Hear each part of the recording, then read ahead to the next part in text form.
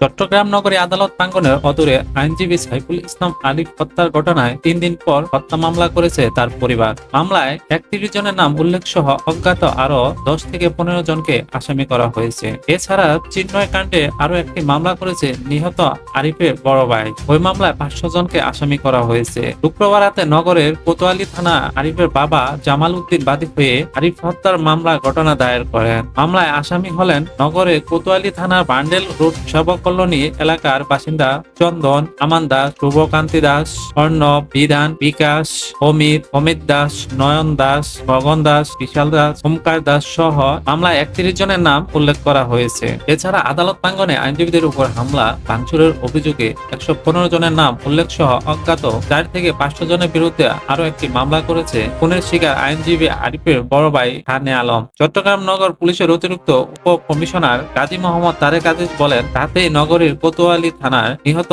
আলিফের বাবা ও বড় ভাই পৃথক দুটি মামলা করেছেন।